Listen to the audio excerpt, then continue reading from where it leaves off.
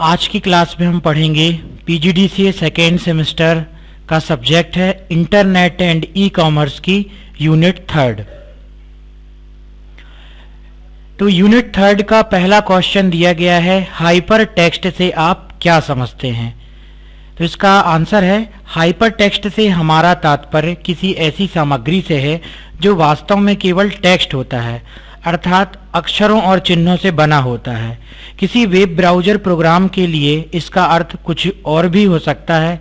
Hyper text में text के साथ ही पिक्चर, साउंड, वीडियो एटसेट्रा के लिए संकेत भी शामिल होते हैं। तो यहाँ पर देखिए, हम समझते हैं कि सबसे पहले हाइपर टेक्स्ट शब्द है क्या। तो इंटरनेट में क्या होता है, इंटरनेट में जिस भी वेबसाइट को हम चलाते हैं, वेबसाइट को चलाने के लिए हम इस्तेमाल करते हैं वेब ब्राउज़र का। तो यहाँ पर देखिए, हम ये गूगल क्रोम वेब ब्राउज़र को ओपन कर रहे हैं। तो इंटरनेट में आपको जिस भी वेबसाइट को देखना है, जिसका भी वेब पेज देखना है, उसका URL आपको यहाँ पर टाइप करना होता है। जैसे हमने यहाँ पे टाइप किया www.facebook.com, तो ये एक वेबसाइट है और ये आपका कहलाता है वेब ब्राउज़र का एड्रेस बार।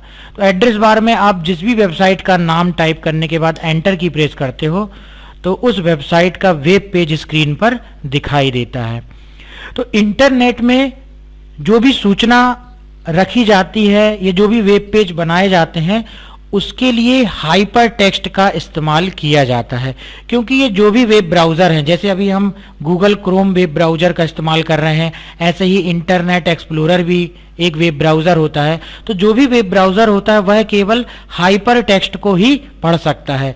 तो यहाँ पर देखिए, भले ही हमको ये डिज़ाइन वेब पेज की सामने इस प्रकार से कलरफुल दिखाई दे रहा है कि ये फेसबुक लिखा हुआ है, यहाँ पे कुछ इमेजेस लगी हुई है, ये टेक्स्ट बॉक्स है और ये बटन कंट्रोल है।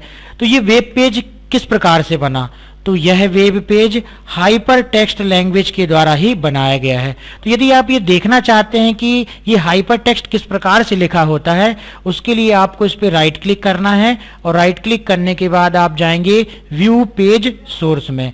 तो जैसे आप व्यू पेज सोर्स करेंगे तो आप देखिए, ये है आपका हाइपर टेक्स्ट। तो ये हाइपर टेक्स्ट आप प्रॉपरली लिखेंगे। यहाँ पर तो हमने एक बने हुए वेब पेज का पूरा कोडिंग दिखा रहे हैं, जब आप टाइप करते हैं तो वो प्रॉपरली आपको अच्छे से समझ में आएगा। तो कोई भी वेब पेज इस प्रकार के हाइपर टेक्स्ट से मिलकर के बना होता है। और जब ये टेक्स्ट को हम नोटपैड में टाइप करके बनाते हैं और यह जब पेज किसी वेब ब्राउज़र में रन होता है, मतलब वेब ब्राउज़र में यदि हम उस पेज को ओपन करते हैं तो वह पेज हमको इस प्रकार से डिज़ाइन में दिखाई देता है। तो हाइपर टेक्स्ट क्या कहलाता है, हाइपर टेक्स्ट एक प्रकार का सिंपल टेक्स्ट ही है जिसका इस्तेमाल वेब पेजेस को बनाने के लिए किया जाता है। और हाइपर टेक्स्ट के द्वारा हम कोडिंग करते हैं तो इस प्रकार से आपको बना हुआ आउटपुट में पेज दिखाई देता है। और हाइपर टेक्स्ट को रन करने के लिए किसी भी प्रकार के वेब ब्राउज़र का इस्तेमाल किया जाता है। जैसे अभी हमने यहाँ पर गूगल क्रोम वेब ब्राउज़र का इस्तेमाल किया है। तो हाइपर टेक्स्ट के द्वारा आप किसी भी पेज को आसानी से रन कर सकते हैं। दूसरा क्वेश्चन दिया गया है, HTML के विभिन्न वर्जन कौन कौन से हैं। तो जैसा कि अभी हमने पेज में देखा कि एक वेब पेज बना हाइपर टेक्स्ट से मिलकर के, तो पूरी लैंग्वेज जिसके द्वारा कि वेब पेजेस को डिजाइन किया जाता है उसको बोलते हैं HTML लैंग्वेज। HTML का फुल फॉर्म है हाइपर टेक्स्ट मार्कअप लैंग्वेज। तो इस लैंग्वेज के द्वारा जब हम एक वेब पेज को डिज़ाइन करते हैं, एक इसमें HTML में कोडिंग की जाती है, जो कि आगे के ट्यूटोरियल्स में हम देखेंगे। तो जब आप HTML में कोडिंग लिखते हैं और जब ये कोडिंग को हम किसी वेब ब्राउज़र में रन करते हैं तो पूरी बनी हुई हमको डिज़ाइन दिखाई देती है। तो HTML एक प्रकार की लैंग्वेज है जिसका इस्तेमाल वेब पेज को डिज़ाइन करने के लिए किया जाता है। तो यहाँ पे क्वेश्चन ये दिया गया है कि HTML के कौन कौन से वर्जन उपलब्ध हैं। तो जैसे हर लैंग्वेज के बहुत से वर्जन्स होते हैं जिसमें कुछ ना कुछ थोड़ा थोड़ा इम्प्लीमेंट करते जाते हैं, कुछ ना कुछ उसमें सुधार होते जाता है और कोई नई चीज़ एडवांस जुड़ती जाती है। इस कारण से उसके नए नए वर्जन मार्केट पे आते जाते हैं। तो देखते हैं, HTML का पहला वर्जन है वर्जन 2.0 वर्जन। इसका विकास इंटरनेट इंजीनियरिंग टास्क फोर्स द्वारा किया गया था। इसको सन 1994 में जारी किया गया था। प्रारंभ में इसका व्यापक उपयोग किया जाता था। तो जो सबसे पहले वर्जन आया था वर्जन 2.0, उसका बहुत HTML पेज के डिजाइन में इसका उपयोग किया जाता था और यह 1994 में बना था और इसको बनाया था इंटरनेट इंजीनियरिंग टास्क फोर्स, एक ऑर्गेनाइजेशन का नाम है जिसने वर्जन 2.0 HTML का लॉन्च किया था, जिसका उपयोग वेब पेजेस को डिजाइन करने के लिए किया जाता था। उसके बाद आया वर्जन 3.0। तो यह वर्जन, जैसा कि हमको मालूम है, पहले के वर्जन से जो नया वर्जन है वो थोड़ा बहुत एडवांस ही होगा। तो वर्जन जो 3.0 है यह पिछले संस्करण 2.0 का ही सुधरा हुआ रूप है। इसे सन 1995 में जारी किया गया था, परंतु इस संस्करण का मानकीकरण ना होने के कारण इसका उपयोग नहीं किया जा सका। मतलब इसको एक स्टैंडर्डाइज्ड वर्जन नहीं बनाया गया, इसलिए इसका उपयोग ज़्यादातर वेब पेज डिजाइनिंग में नहीं किया गया। फिर भी इस वर्जन 3.0 के में पुराने वर्जन 2.0 का से काफ़ी कुछ सुधार कार्य हुआ। इसी प्रकार से 3.0 के बाद आया आपका 3.2 वर्जन। इसे 1996 में जारी किया गया था और यह 3.2 जो है वो पुराने वर्जन से काफ़ी एडवांस था। तो नए वर्जन में क्या जुड़ता जाता है? नए वर्जन में वही वेब पेजेस को डिज़ाइन करने से संबंधित नए टैग जुड़ते जाते हैं और बहुत सी ऐसी चीज़ें जो पुराने वर्जन में नहीं थी, नए वेब पेज को और इफेक्टिव और ज़्यादा अच्छा बनाने के लिए नए वर्जन में टैग और बहुत से नए एलिमेंट, एट्रीब्यूट जुड़ते जाते हैं। इसी प्रकार से 3.2 के बाद नया वर्जन आया जिसका नाम है वर्जन 5.0। यह HTML का नवीनतम वर्जन है। इसमें ऐसी अनेक विशेषताएं शामिल की गई जो पिछले वर्जन में उपलब्ध नहीं थी, जैसे scripting, table, form style, seat etcetera.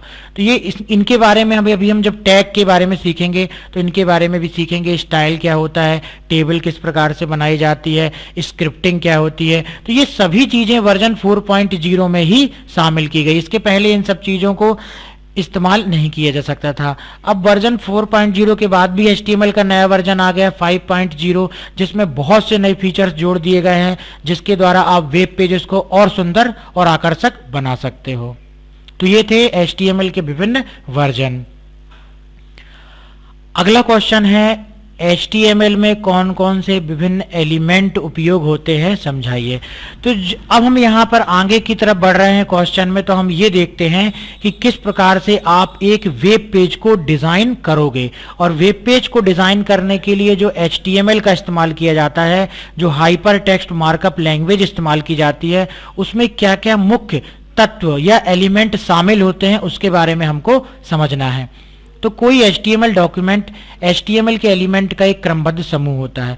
तो HTML को लिखने का एक तरीका होता है, वेब पेज को डिज़ाइन करने का एक तरीका होता है। उसी तरीके को हम फॉलो करके पूरे एक वेब पेज को डिज़ाइन करते हैं, जो किसी वेब पेज के ढांचे और उसके स्वरूप को परिभाषित करता है।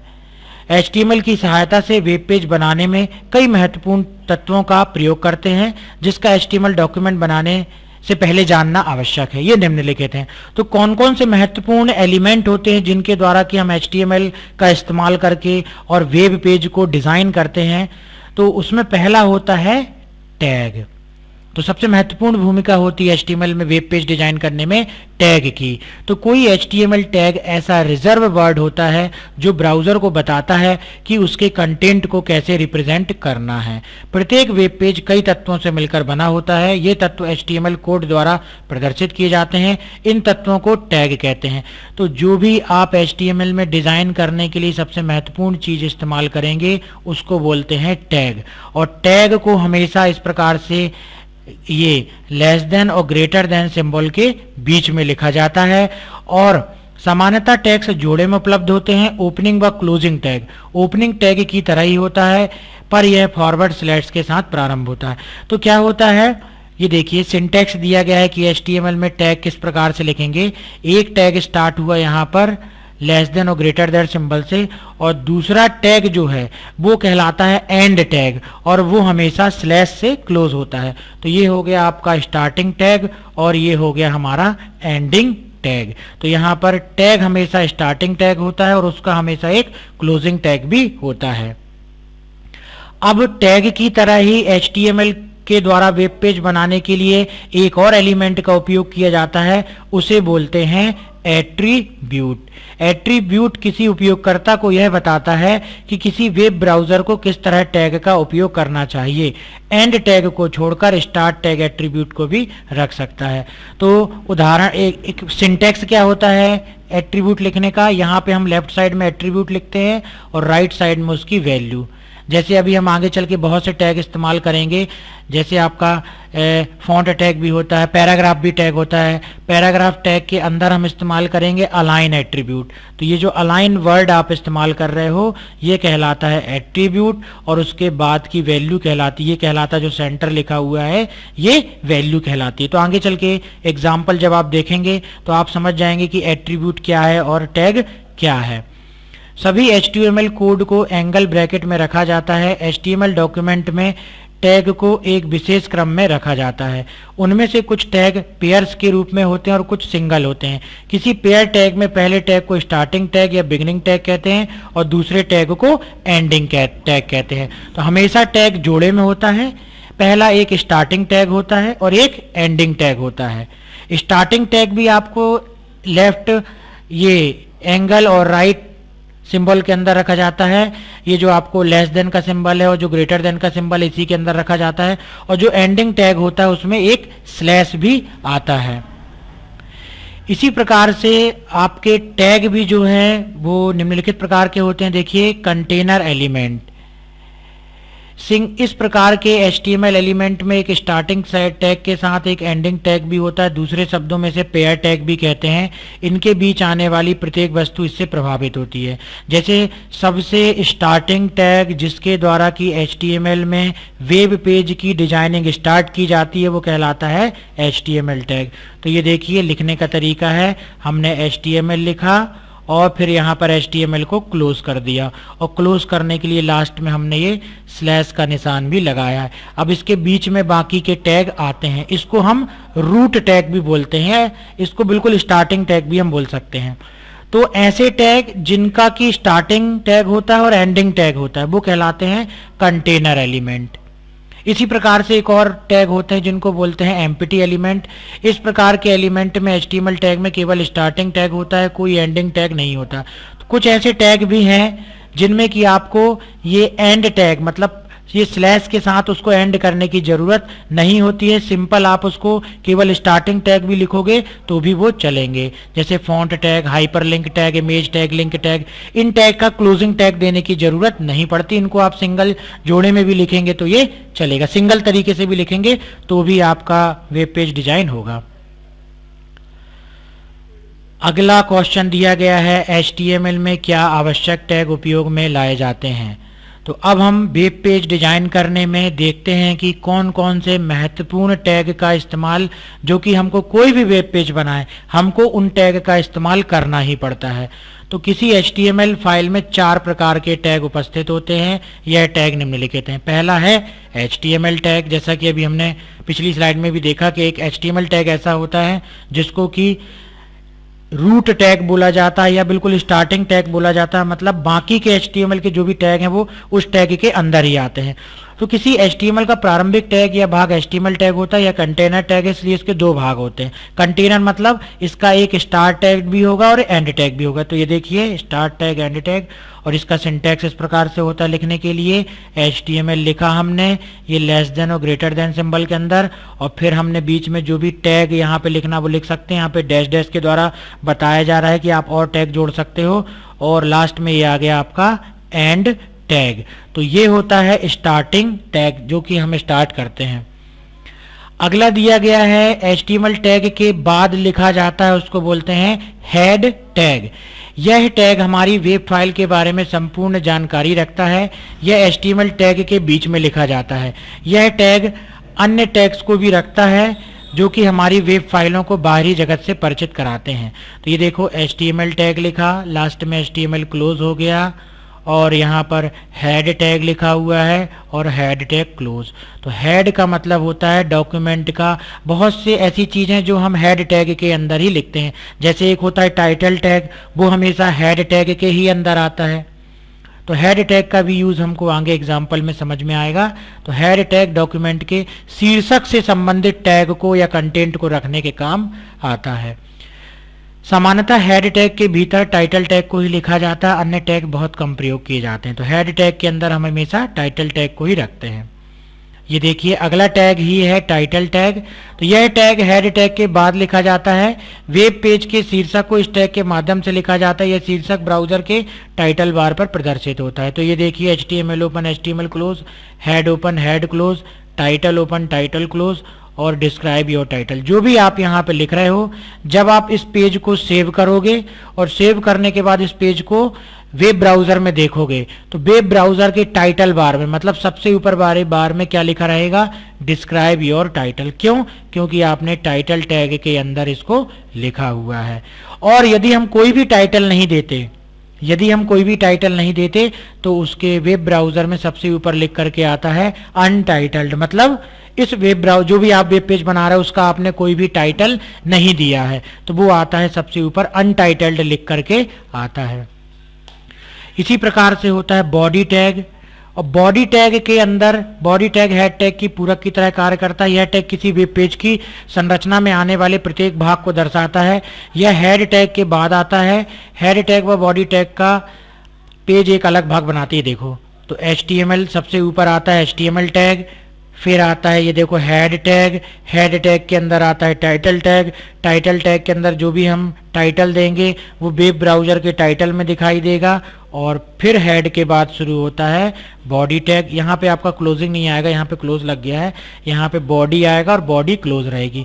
मतलब जो भी कंटेंट हम यहाँ पर लिखेंगे वो हमारे वेब पेज की बॉडी में दिखाई देंगे। तो ये था आपका बॉडी टैग। अब बॉडी टैग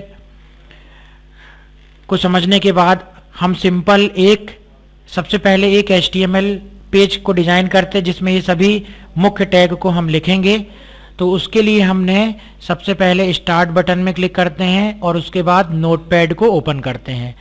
यहाँ पर नोटपैड में कोडिंग करने के लिए HTML के द्वारा वेब पेज को डिजाइन करने के लिए बहुत सारे आपको एडिटर मिलेंगे, लेकिन सबसे ज़्यादा इस्तेमाल किए जाने वाले एडिटर का नाम है नोटपैड, जिसमें कि HTML की कोडिंग की जाती है और वेब पेज को डिजाइन किया जाता है।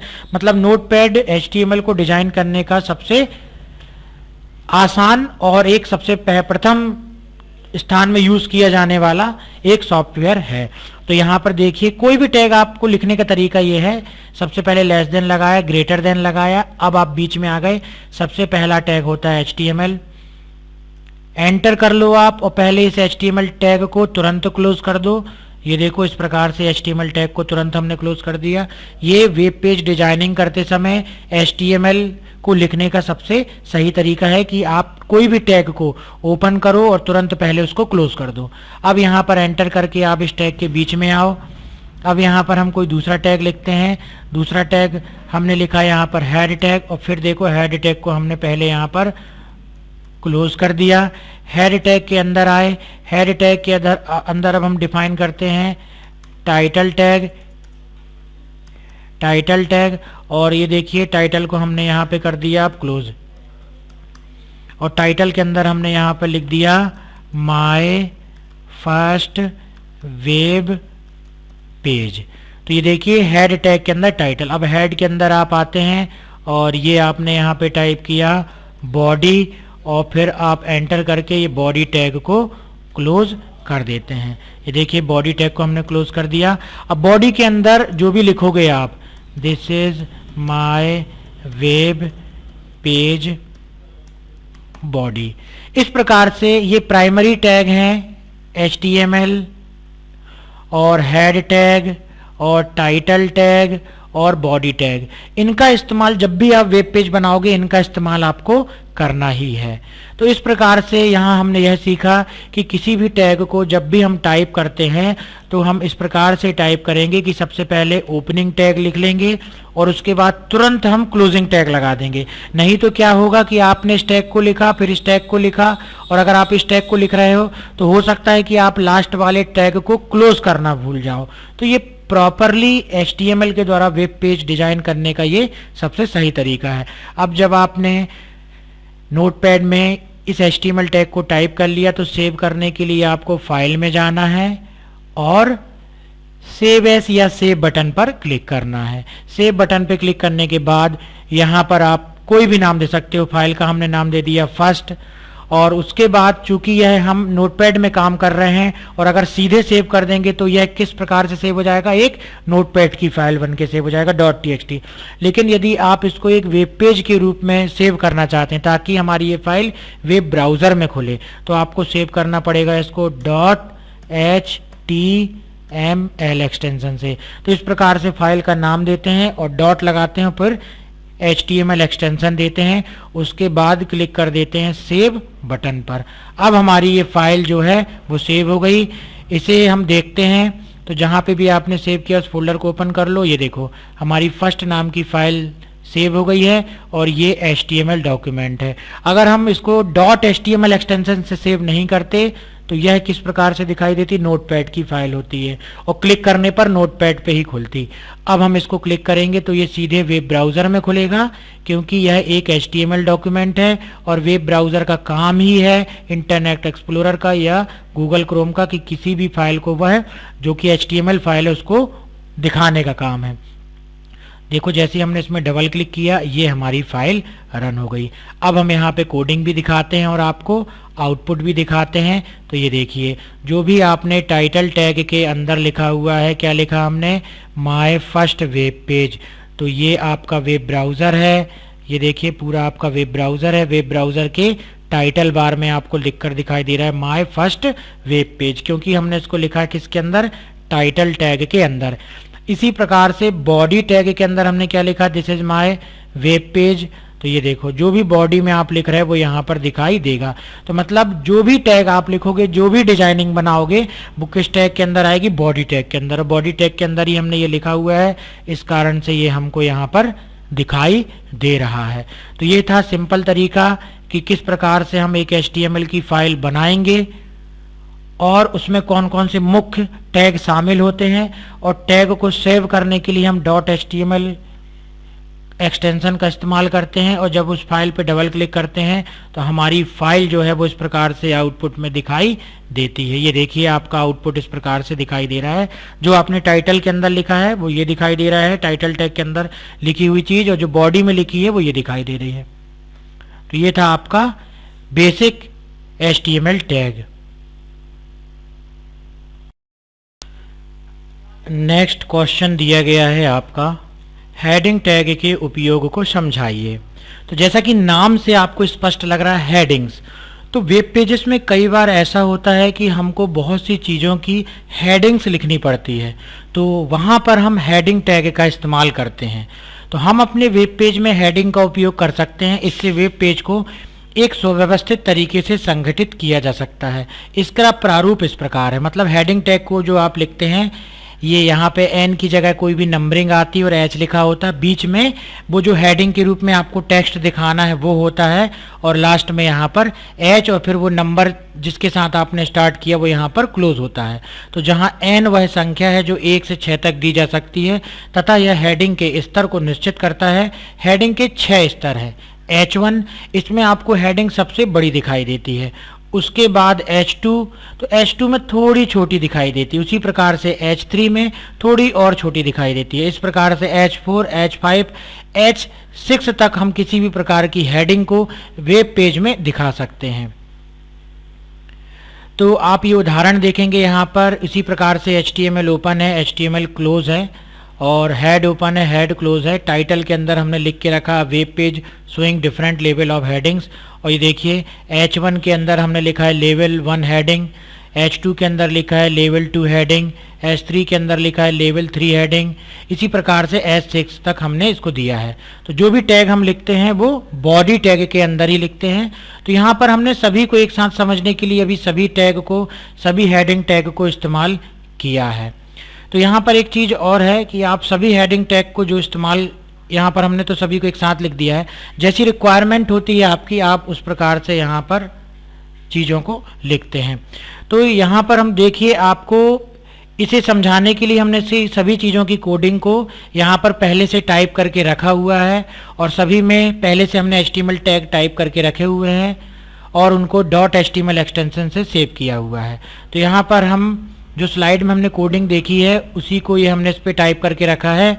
तो आप इसको देखना चाहते हैं यदि नोटपैड पे, तो हमने इसमें राइट क्लिक किया, ओपन विथ किया नोटपैड, तो ये देखिए वही आपको टैग यहाँ पर भी दिखाई देंगे।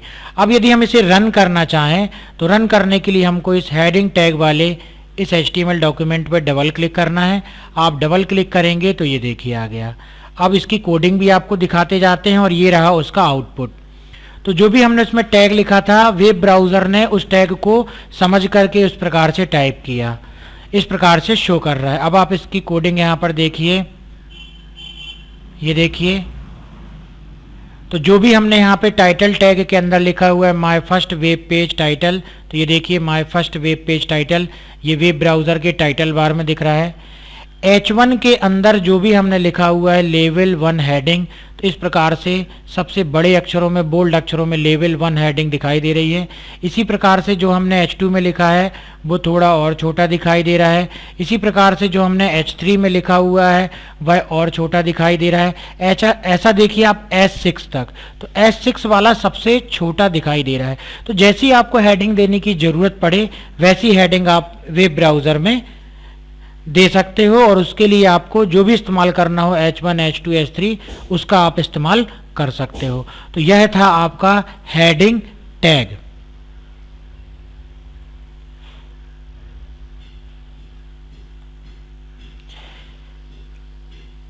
हेडिंग टैग के बाद अगला क्वेश्चन दिया गया है पैराग्राफ टैग को समझाइए।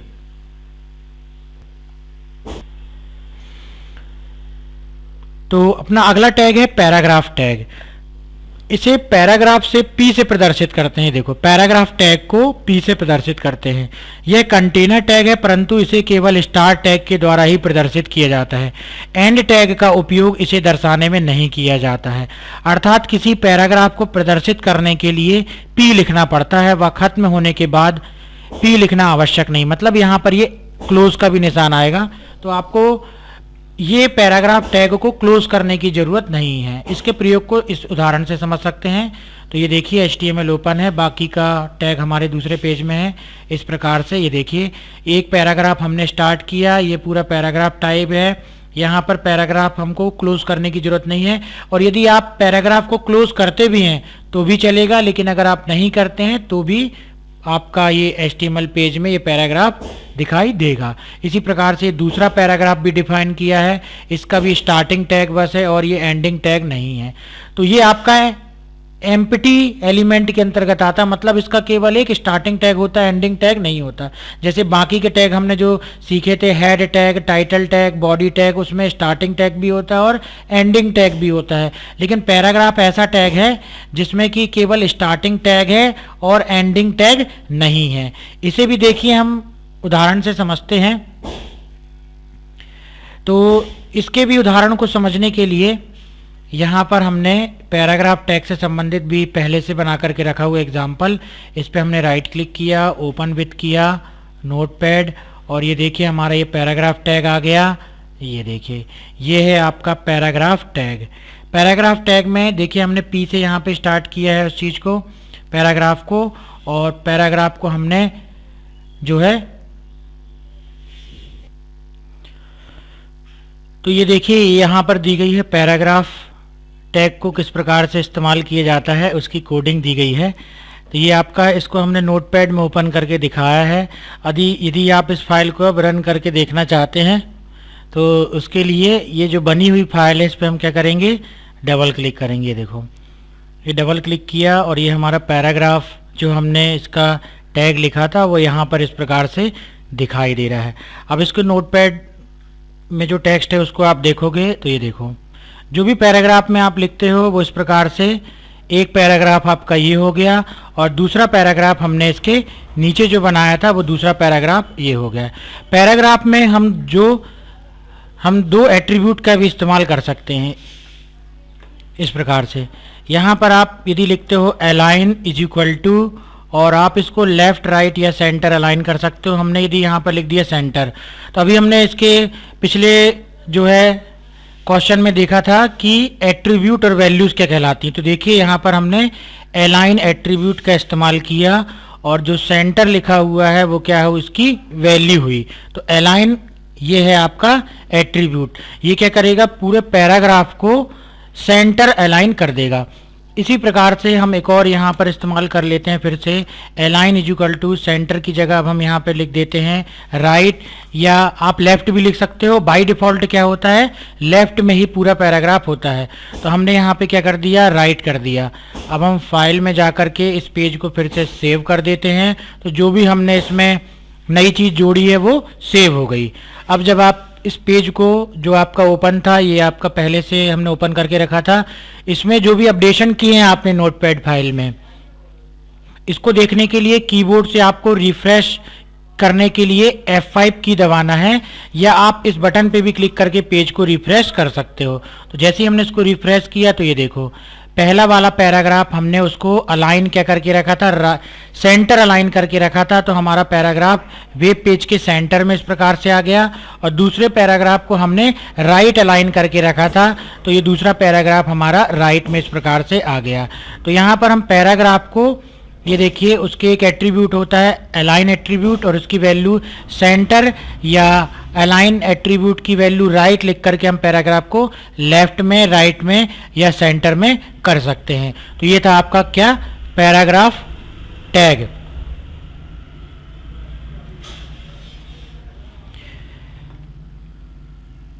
पैराग्राफ टैग के साथ में ही हमको कई जगह वेब पेज डिजाइनिंग के समय में लाइन ब्रेक टैग का भी इस्तेमाल करना पड़ता है। तो लाइन ब्रेक टैग का इस्तेमाल समझते हैं। इस टैग का प्रयोग हम पैराग्राफ में लाइन बदलने के लिए करते हैं, इसको BR से निरूपित करते हैं। इसका प्रयोग P टैग के साथ होता है। हम छोटी लाइनें जैसे एड्रेस इत्यादि लिखने में भी इसका प्रयोग कर सकते हैं। इसका उदाहरण निम्नलिखित है, देखो HTML open, HTML close, head open है, हेड क्लोज किया हमने फिर, और टाइटल ओपन, टाइटल क्लोज। यहाँ पर देखिए आपको मिस्टेक समझ में जाएगी, यहाँ पर आपको हेड ओपन है केवल, हेड क्लोज नहीं है। यहाँ पर टाइटल ओपन आपका, और ये टाइटल ओपन है, यहाँ पे टाइटल क्लोज नहीं है। तो इस प्रकार से भी छोटी मोटी अगर गलती आपसे हो जाती है वेब पेज डिजाइनिंग में, तो आपका आउटपुट सही तरीके से नहीं आएगा। अब देखिए यहाँ पर हमको पैराग्राफ टैग के अंदर लाइन ब्रेक टैग का इस्तेमाल करना है। तो देखो हमने P से स्टार्ट किया और यहाँ पे नेशनल इंफॉर्मेशन सेंटर लिखा और उसके बाद BR लगाया। तो पैराग्राफ में क्या होता है, अगर आप BR नहीं लगाते तो ये नेशनल इंफॉर्मेशन सेंटर, उसके बाजू में ही ये चाणक्यपुरी न्यू दिल्ली एक ही लाइन पे आता। लेकिन यदि हमने यहाँ पे BR टैग का इस्तेमाल किया है तो ये BR टैग क्या करेगा, इसको एक नई लाइन में करेगा, फिर इसको एक इसके नीचे एक नई लाइन में शुरू करेगा, फिर इसके नीचे इसको एक नई लाइन में शुरू करेगा। तो ये लाइन ब्रेक टैग का एग्जाम्पल हुआ। लाइन ब्रेक टैग को समझने के लिए भी हमने यहाँ पर ये देखिए, लाइन ब्रेक टैग के लिए भी आपको यहाँ पर पहले से हमने HTML की कोडिंग लिख के रखी है। इसे हम देखने के लिए क्या करते हैं, राइट क्लिक करते हैं, ओपन विथ नोटपैड। तो इससे क्या होता है, बने हुए HTML फाइल का आप सभी टैग देख सकते हो। तो यहाँ पर देखो हमने उसी उदाहरण को जो स्लाइड में देखा था उसको हमने यहाँ पे नोटपैड में टाइप करके रखा हुआ है। हमने एक पैराग्राफ लिखा है, फिर नेशनल इंफॉर्मेशन सेंटर लिखा है, फिर BR टैग मतलब लाइन ब्रेक टैग का इस्तेमाल किया है, और फिर लिखा हमने, फिर से हमने BR टैग का इस्तेमाल किया, और फिर यहाँ पे भी लास्ट लाइन में BR टैग का इस्तेमाल किया। अब यदि इस फाइल को आप रन करके देखना चाहते हो तो इस पर हम फाइल में डबल क्लिक करते हैं, तो ये देखिए, तो ये वेब ब्राउज़र में आपको इस प्रकार से दिखाई देगा इसका आउटपुट। अब यदि आप इसकी कोडिंग देखोगे लाइन ब्रेक टैग की, तो ये रही कोडिंग।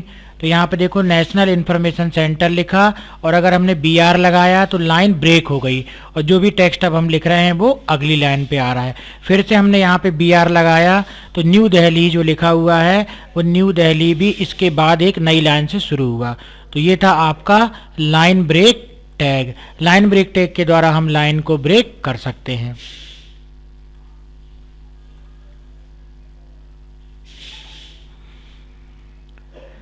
इसके बाद अगला है हमारा फॉन्ट टैग। तो फॉन्ट टैग से क्या होता है वो समझते हैं। फॉन्ट का आकार व रंग फॉन्ट टैग की सहायता से बदला जा सकता है। फॉन्ट टैग का आकार निश्चित किया जा सकता है या बदला जा सकता है। सामान्य फॉन्ट साइज 7 तरह का होता है, इनको 1 से 7 तक का नंबर दिया जाता है। इन्हें हम साइज एट्रीब्यूट की सहायता से निश्चित कर सकते हैं। 1 सबसे छोटा व 7 सबसे बड़ा फॉन्ट का आकार होता है। यदि हम फॉन्ट का आकार निश्चित न करें तो फॉन्ट आकार पहले से ही 3 निश्चित होता है। तो यहाँ पे देखिए एग्जाम्पल से हम समझ लेंगे कि फॉन्ट टैग का इस्तेमाल क्या होता है। ये देखिए बॉडी के अंदर बाकी का टैग वैसा ही आएगा, HTML open, HTML close. Body के अंदर हमने क्या लिखा, टैग कैसे स्टार्ट होता है, इस प्रकार से फॉन्ट टैग स्टार्ट होता है और फॉन्ट इस प्रकार से क्लोज होता है। और इसके अंदर एट्रीब्यूट होता है साइज। फॉन्ट टैग के साथ और भी बहुत से एट्रीब्यूट इस्तेमाल किए जाते हैं, लेकिन अभी हम यहाँ पे कौन सा एट्रीब्यूट देख रहे हैं, केवल साइज एट्रीब्यूट। तो देखो हमने साइज एट्रीब्यूट इस्तेमाल किया और साइज दे दी 1। इसी प्रकार से दूसरा फॉन्ट हमने उसकी साइज दे दी 2। इसी प्रकार से 7 तक की साइज हमने यहाँ पर दी हुई है। तो ये कौन सा टैग कहलाता है, फॉन्ट टैग। फॉन्ट टैग का भी एग्जाम्पल हम समझते हैं। इसके भी एग्जाम्पल के लिए हमने टैग पहले से लिखा हुआ है। ये देखिए फॉन्ट टैग नाम का, इस पर हम राइट क्लिक करते हैं, ओपन विथ कर लेते हैं इसको नोटपैड पर। ये देखिए हमारा फॉन्ट टैग लिखा हुआ है, इसे मैक्सिमाइज कर लिया, ये हमारा फॉन्ट टैग है। तो बॉडी के अंदर हमने फॉन्ट टैग इस्तेमाल किया है। तो यहाँ पर आप देख सकते हैं फॉन्ट लिखा है, फॉन्ट ये टैग कहलाता है। साइज इस टैग का एट्रीब्यूट है और 1 इसकी वैल्यू है। यहाँ पर आपको देखो जो आपने इन्वर्टेड कॉमा लगाया हुआ है उसको हमको सुधारना पड़ेगा और इस प्रकार का इन्वर्टेड कॉमा सभी जगह पर लगाना पड़ेगा, नहीं तो वेबसाइट में, वेब पेज में जब हम इसको देखेंगे तो हमारा आउटपुट सही तरीके से दिखाई नहीं देगा। तो इस प्रकार का इन्वर्टेड कॉमा कभी भी हमको नहीं लगाना है, हमको ये इस प्रकार से इन्वर्टेड कॉमा को लगाना होगा। तो ये देखिए यहाँ पर हमने जो है ये इन्वर्टेड कॉमा लगाया हुआ है। ये सभी में इसको आप सुधार लीजिए।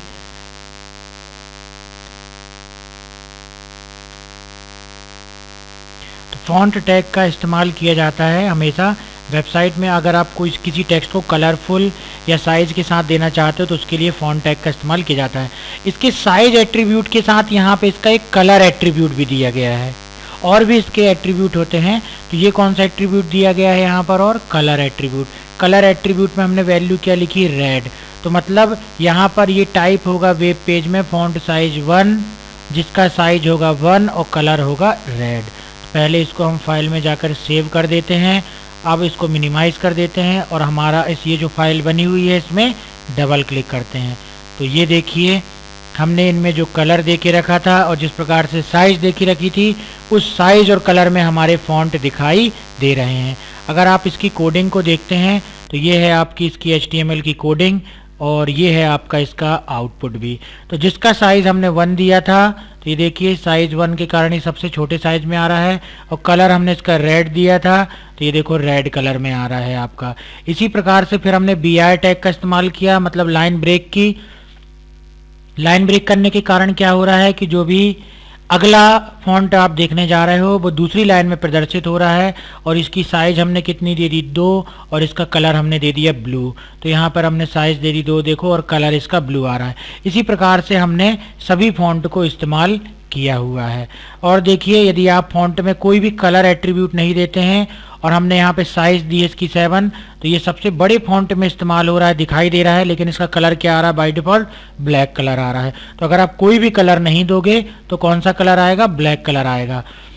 तो इस प्रकार से फॉन्ट टैग के द्वारा वेब पेज में हम अपने टेक्स्ट को कलरफुल बना सकते हैं, उसको अलग अलग फॉन्ट में लिख सकते हैं, और उसको अलग अलग फॉन्ट की साइज में भी लिख सकते हैं, अलग अलग कलर में दे सकते हैं। तो ये था हमारा फॉन्ट टैग।